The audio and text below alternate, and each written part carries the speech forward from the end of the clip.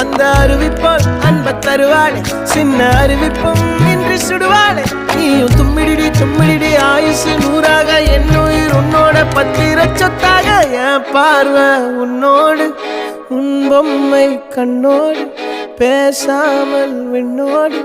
நாம் மிதந்து போவோம் காதாரா அடியாளோ நான் தாங்க மாறோடு